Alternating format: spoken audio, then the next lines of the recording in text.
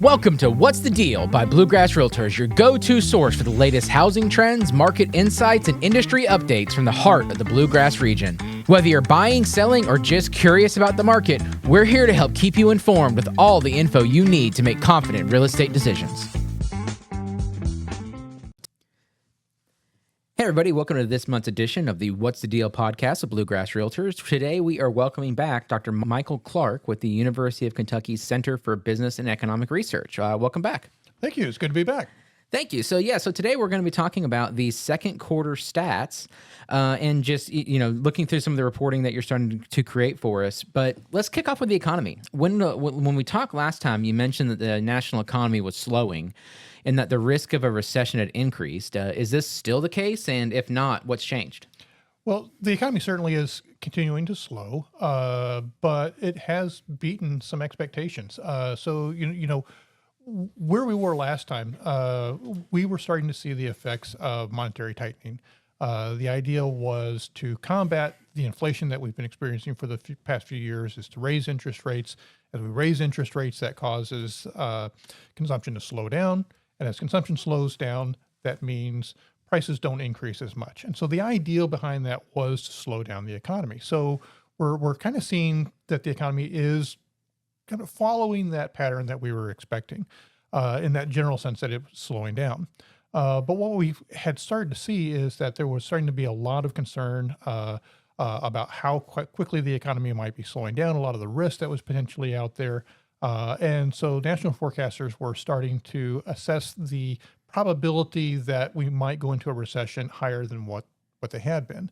So far, what we've seen, 6 months into 2025, is that the economy is slowing down, but it has been fairly resilient. We don't seem to be tipping into that recession area that we were starting to get concerned about, three months or so ago. So employment growth has slowed, but it has not slowed quite as quickly as what we had anticipated. And so, we are continuing to see some improvement in terms of employment and GDP, which is gross domestic product. That's that measure of the things that we produce, the goods and services. So, both of those are continuing to grow, but at a slower, more sustainable pace. That's good. Well, then what about the state and local economy? Same type of thing, basically. So, if you go to any of my presentations or our Outlook conference or anything like that, you'll hear me talk about how we like to think of ourselves as really different. And, we've got a somewhat different economy, but really we are very integrated into the national economy. So we're starting to see a lot of the same types of things in Kentucky as what we see nationally. Employment has continued to grow. So that's a good signal. It has grown at a somewhat slower pace than what we had seen over the last few years. But again, a much more sustainable level. And we're seeing the same thing if you look at the Lexington MSA. Employment is, again, continuing to grow. So, good news on those fronts. Just, we're not growing as fast as what we had in the past. But, sometimes that sustained slower growth is actually a good thing. So it's good to see that resilience in the economy. And we're definitely going to dig into some of the specifics of the housing market, but I'm just going to hit the big question realtors want to know right off the bat is when might we see some movement in the mortgage rates? Okay, so that's the really important question here. And it's also the question that we struggle the most to actually answer. And so, if we want to look bad, we actually go ahead and actually put a real number on there, right? Because we set ourselves up for failure if we do that.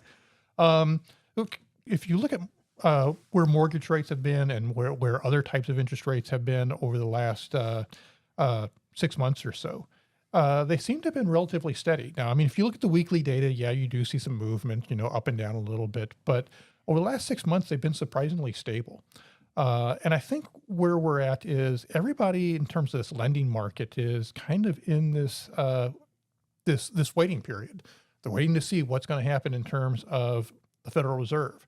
Well, the Federal Reserve is also in kind of this waiting pattern. They're trying to understand what's happening in terms of the general economy so they can know whether or not interest rates are at the right level to continue to fight inflation or whether they need to be more accommodative to speed up economic growth.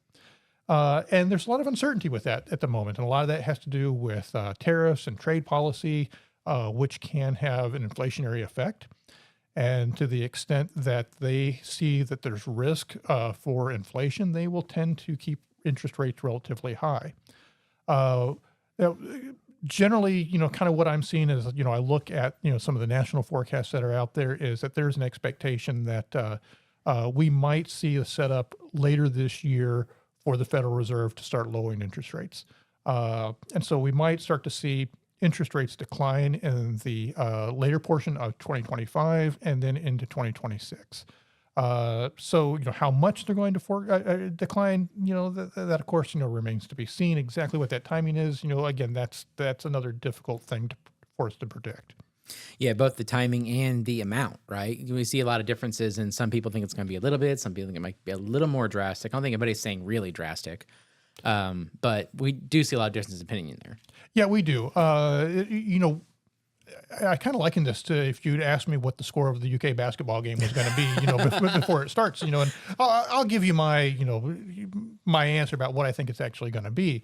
And then if you wait 10 minutes into the game, you might ask me again, and you're likely to get a different answer because what I'm doing is I'm getting some information as the game progresses about, who's playing well, is somebody, in foul trouble or something like that. And I tell you, by the time we actually get to the end of that game, I get pretty good at actually predicting that number. But until then, you might be better off to ask my wife actually about what the score is going to be. But it's the same type of thing when we're forecasting the economy. We're all reading this data and we're trying to understand what this means. But there is a lot of uncertainty in terms of how a lot of these national issues are going to play out. And so, the general agreement that I'm kind of seeing across national forecasters is that they do expect that interest rates are going to start to decline. It's just really a question of by how much, and this is fairly common, right? There's not going to be this general agreement that it's going to decline by this much. There's going to be a lot of disagreements, but the general agreement is about the direction that we think the interest rates are going to decline over the next year and a half. But it's really a question of when and how much. And, people who, spend their entire careers doing these types of things and follow this closely will have somewhat different opinions about what those magnitudes might be. And you would kind of mentioned there a little bit about them decreasing. Of course, realtors want to see that because they see buyer demand go up. And we're going to get into that more in a little bit. But I want to kind of park on the economy just for a couple more questions here. We heard a lot about concerns about that tariffs could affect construction costs. Are we seeing construction costs rising? Construction costs continue to rise, but they are rising at a slower pace. One of the measures that we like to look at is something that the U.S. Census Bureau produces. They do a housing cost index, or a construction cost index. They do it for single-family homes and for multifamily homes. And the single-family homes, I think the construction cost as of June was up about 3.3% compared to what it was in June last year. Mm-hmm. So construction costs are continuing to increase, but they are doing so at a much slower pace than what we have seen during the heat of the pandemic. We're not seeing those types of crazy large increases. And actually, if you go back and you look historically, like 2019, and I hate to keep referring to 2019 as kind of the most recent normal year we've had, right. Because the economy is quite a bit different than it was in 2019. But that's kind of that pre-pandemic before everything kind of went crazy. Mm-hmm. But we're in levels that are fairly comparable to that. Now, if you start looking into what seems to be driving some of these changes in construction costs, well, there's some good news and there's some concerning news. On the energy side, energy prices are actually pretty low. So energy costs going down have been a good thing for housing construction. Lumber costs have increased, but if you look, from month to month, we maybe have starting to see a bit of a relief from that. One area where we've seen some increases is in the area of steel products, steel mills, sheet metal, things of that nature. Some of the metal markets, we've actually seen that the prices this year are considerably higher than what we saw last year. And of course, I think a lot of people will start thinking about, well, what could be potentially driving that. Part of that is just the usual supply and demand issues. Part of it could be speculation about where tariffs are going to end up. One of the things that we often discuss is that when we think about tariffs and the potential increase in the cost is even before those tariffs go into place, we might see some people purchase things in anticipation of those increases, trying to get ahead of the increase. And that in and of itself can actually cause prices to increase because temporarily demand goes up. As demand goes up, that tends to put upward pressure on prices. So, overall, yeah, construction costs are increasing, mostly in line with kind of what we'd seen prior to the pandemic. But there is still some risk in terms of what could potentially happen in terms of any future tariffs.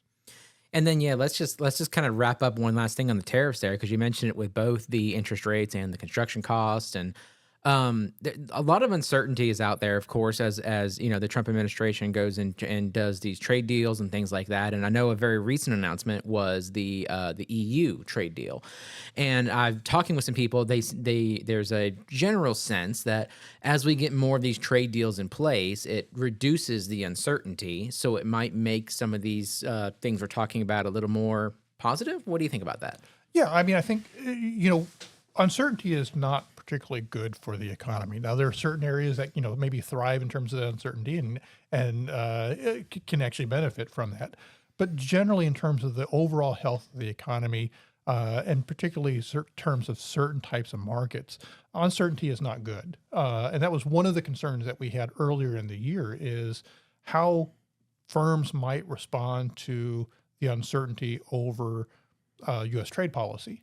If there's uncertainty, then businesses may be uneasy about making investments, planning for the future. And as they pause those investments, that means that we're not going to get the economic growth associated with those investments. They may not get productivity increases that come along with those investments.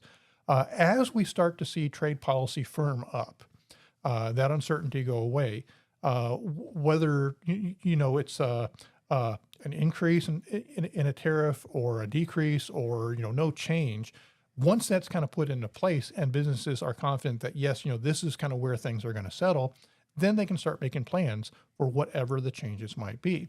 And they can start thinking about, all right, well, now does it make sense for us to make this type of investment in this particular location? So as that uncertainty kind of goes away, as things really kind of firm up in terms of what that trade policy is going to be, I think it does help the economy start moving. Thank you for that explanation there. So now we're going to head into the more specific to our area housing market stuff. But the first thing I want to do is I want to take a second and let's just talk about kind of statistics in general. So in your analysis, you do a lot of segmenting the market into quintiles. What does that mean, and what can it tell us about the housing market? Okay, so it's a really good question because I think economists are really bad about jargon, and I apologize for my profession right now. But we come up with these terms that really and this is more of a statistics term, but the average person may not understand. Well, when we're coming up with these statistics, what we're trying to do is describe the general situation in this case the housing market. And you may have heard statistics like the mean or the median. And even those, those are fairly common. Those are really different numbers, and they both characterize what's going on in terms of the housing market, but they're often misunderstood. So when we talk about mean, what we're talking about is the average. The problem, though, with the average is it can be pulled around, and this is really true in the housing market. It can be pulled around by some extreme values. So you think about a small geographic area where you're tracking housing sales. And the mean may be, I'm making up a number, average housing selling price may be like $300,000. And then one house for $10 million sells. That $10 million sale could really pull that mean up. Mm-hmm. And so, the next month, the mean seems to go down dramatically because that we don't have that really expensive house being sold. So the mean is really subject to these extreme values and can bounce around quite a bit. So what we like to do is we like to come up with other statistics that are more stable. One that we do is the median. And what the median means, it's that point, that price at which half of the houses are above that price and half are below. And because we're doing that half, that $15 million house that sold doesn't pull that median up so much. What quintiles are is basically the same kind of concept, but instead of breaking it into two groups, those above this number, half above, half below, what we're doing is we're breaking it into 5 equal groups. We have the lowest 20%, that would be the bottom in terms of the price distribution, for example. So 20% would be below a particular number. We also look at, the next 20%, at the middle 20%, and then, we got 2 more categories, that would be the top 20%, basically. So the idea is break housing market into different segments based on the prices. So when we talk about quintiles, we're talking about 1/5 of the houses that sold in a particular market, for example. And it's really useful to do that because anybody who works in the real estate market understands houses are not a commodity. They are not uniform. They are not often not very similar. They have huge differences. And so by breaking it into quintiles, we can get a better sense of how the market may be behaving differently in certain segments. And so I think that's a really useful thing for us to understand, because I think intuitively we know that.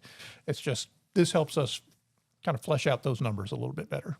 Yeah, exactly. And as we get into it, like one of the things that I like most about this is, when you talk to realtors, they'll tell you, okay, well, you're saying days on market is 30 days, but man, I'm working like gangbusters and selling them in 7. And when you look at it, it's because that person is working in the below median market, whereas above median market, it could be 40 or 50 days. And these are not the actual numbers from the report. I'm just making a thing here. And breaking it down by quintiles is kind of confirming what realtors know in their gut anyways. And I think you're going to see a lot of that is, but we also found some really surprising stuff in here too. Okay, so let's dig into that. So the supply of houses for sale has been a major concern. Are we seeing any signs of relief? We are seeing some signs of relief. And again, there's always, this mix of good news, bad news, in terms of what this means. We have actually seen, if you look at the Bluegrass Realtor Service area, we're actually seeing the number of new listings improve. There were about 5,500 new listings during the second quarter of 2025, and that's a pretty substantial increase over what we saw last year. So we're seeing more listings come up. So that's good. Sales are a bit down though. So we are seeing that, houses are on the market a bit longer. This is good for the buyer, I guess, in terms of, there's more listings available. Houses aren't necessarily moving quite as quickly. But the bad side of this, of course, is from the seller's perspective, then it means that it's taking longer for them to actually sell that house.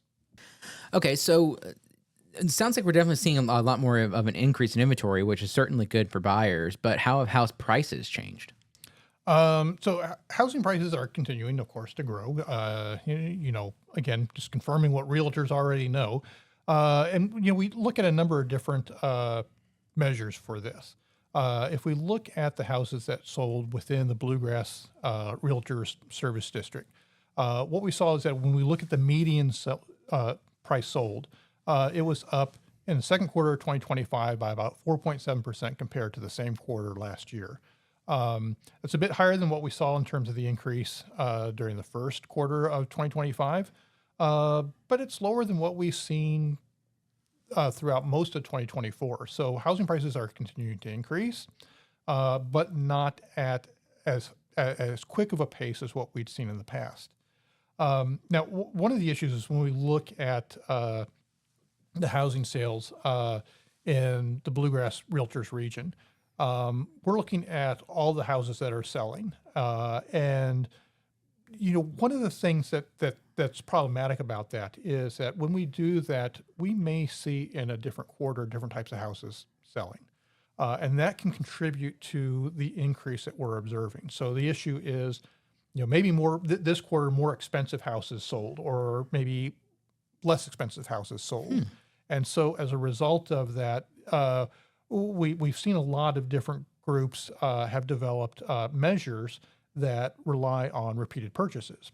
And so the idea there is we're controlling for, or we can better control for the fact that, these houses that are being sold may be different, and really get to, are we actually seeing the houses increase in terms of the selling price? And the Federal Housing Finance Agency actually publishes a housing price index that does this. The downside of this is the data is not as current, and so the most recent data we have is from 2025. But they were finding kind of similar numbers, that when you look at year-over-year increases, both Kentucky and the U.S. were seeing roughly around 4% increases. So it does seem to kind of confirm what we're seeing in terms of the data for the Bluegrass Realtors region. And one just kind of quick side note here, because we've mentioned Bluegrass Realtors region a couple times, is you and I have talked about breaking this down more, because we certainly have 38 different counties, and I know down around the Somerset and London area the market will be a little different than around the Fayette County area. So we will be breaking that down more in the future. This is just kind of step one for us working together here. Okay, so let's actually, while we're talking about prices there, one of the really interesting things that stepped out to me on this was talking about the difference in quintiles. So one of the big ones we noticed was the percent price change in the lowest 20% versus the highest 20%. So talk about that some for us. Yeah. So again, breaking by quintile allows us to kind of get into this issue of these are really different markets within the housing market. And so when we go through and we look at the median, we were seeing about 4.7% increase, but that really differed when we started looking at these different market segments. If you go to the highest 20% of houses that sold, what defines that that quintile is those are houses that sold for more than 425,000. So 425,000 and above, pretty wide range. But if you look at those houses, we were seeing that that quintile, that 425% threshold that defines that quintile, was up about 2.4% prior or compared to the same quarter last year. But now let's go down to the bottom part of the price spectrum. We look at the lowest 20%. These were houses that sold for 195,000 or less. The 195,000 breakpoint defining that quintile, that was up about 8.3% compared to the same quarter last year. Now, if you look at the dollar changes, the dollar change in the lowest quintile was around 15,000. The dollar change in the highest quintile was, I think, around 10,000 or so. But because those are much more expensive houses, that increase was, relatively small compared to, what they'd been experiencing. But that 15,000 for that lowest quintile, that was a pretty significant increase in that particular market segment. And then that's also reflected in the median difference between sold and list price as well. So go into that a little bit for us. So we were really interested in understanding this difference between the selling price and the list price. And, that's a fairly common metric that we see discussed. And when I talk to people who are searching for a house, a lot of times they're anecdotally saying, well, I'm having to offer, pretty much exactly what they're asking for. Well, it turns out when you start breaking down the market into these different quintiles, we start to see that really differs. If we look at kind of that middle segment, that middle 20%, or maybe the second highest 20% in terms of the market, then that's pretty true. Particularly that second highest 20%, what we were seeing is that the selling price and the listing prices weren't that different. But when we start moving into the lowest priced houses, we started to see more differences or larger differences between the selling price and the list price. During the second quarter of 2025, what we saw is that the selling price, the median selling price, or excuse me, got to be careful how I define this. It gets a little tricky. The median difference between the selling price and the list price was 2.9%.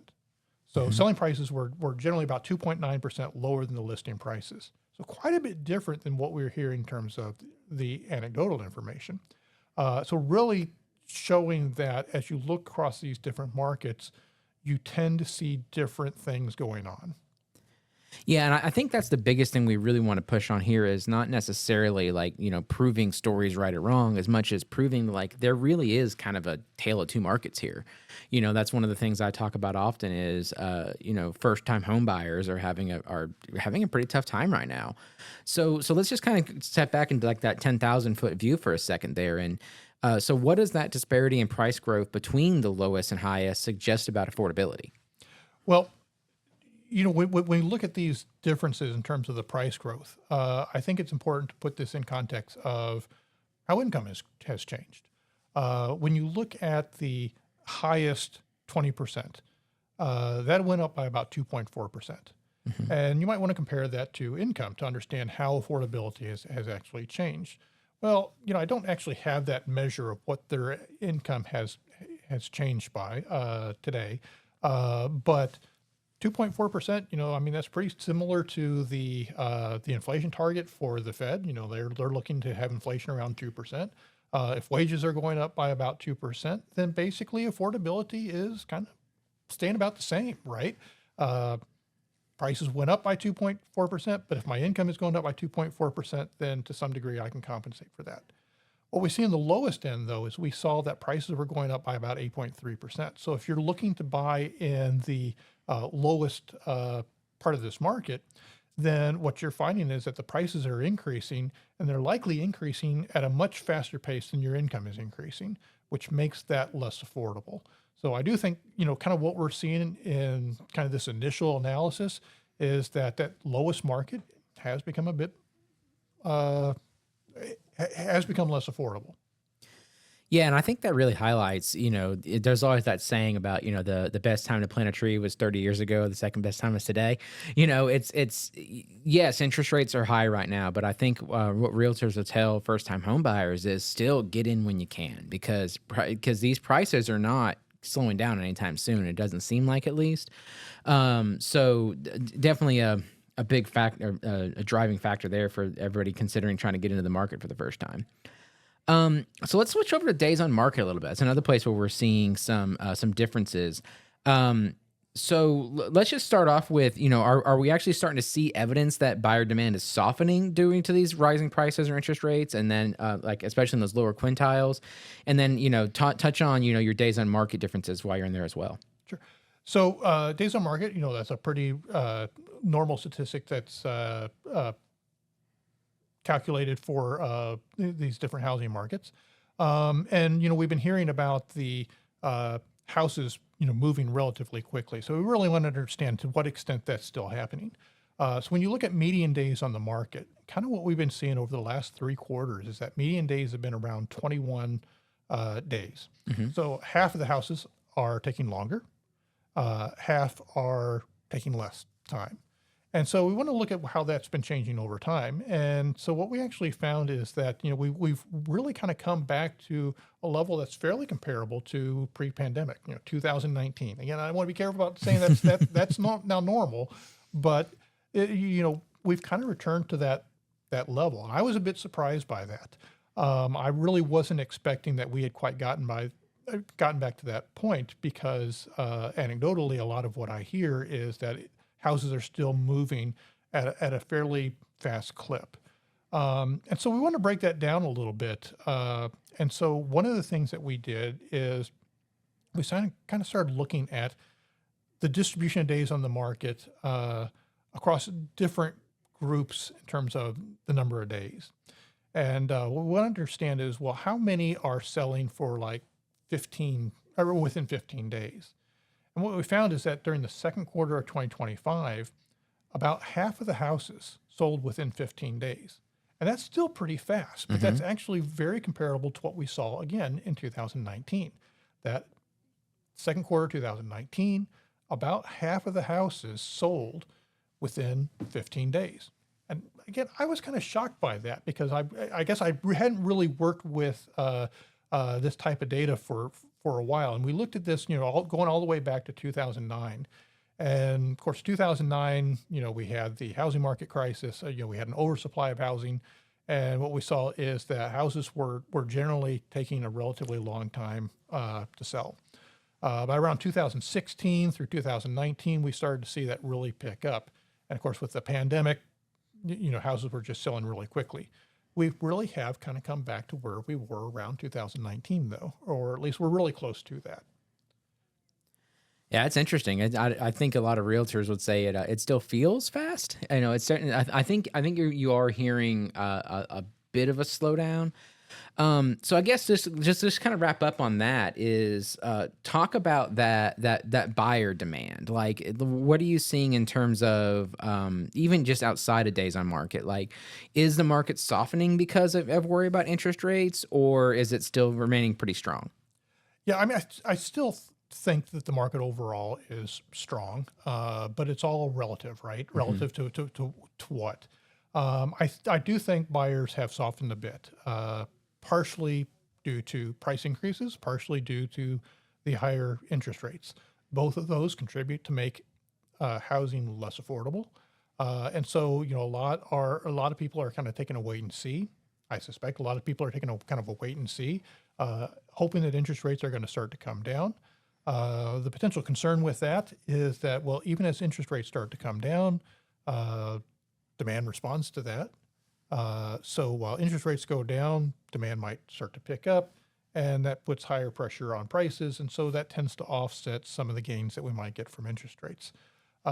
So kind of where we are is, I do think demand has softened. We see it in terms of the slower increases in prices, the longer time it's taking for houses to actually sell. None of these numbers are necessarily concerning, but they do suggest that buyers have softened a bit. And so thank you for that. And again, thanks for coming on again. So everybody out there, Dr. Clark is going to be on here with us about 4 times a year. So, and as we mentioned a couple times, this is just the beginning. We're starting off here, and we are going to do much deeper dives into things. We're going to break things down into districts, and we're going to get some really interesting data out of this. So reach out, let us know what you want to hear. Let us know what you want to hear, what you want to see, what kind of things you're hearing that you think would be interesting to be proven, and all those kind of things. And just reach out and let us know where you'd like this to go. Also, make sure you tune in next month. We actually have 2 podcasts next month. The first is going to be Charlie Lee, Vice President of Legal with NAR, is going to be coming on, giving us kind of a legal update on everything that's going on there. And then we also have Jack Miller, the T360, is going to be coming on to talk about the world of brokerages and what they're seeing in kind of that macro broker level. So 2 really interesting podcasts next month. Make sure you tune in. Thank you again, Dr. Clark, for being here. Tune in next month for more information for What's the Deal podcast. That wraps up this episode of What's the Deal. We'll see you next time for more tips and updates from your trusted real estate source. Don't forget, subscribe to our podcast so you never miss an update, and catch us on social media on all the major platforms. If you have any real estate questions, feel free to reach out, and thanks for listening.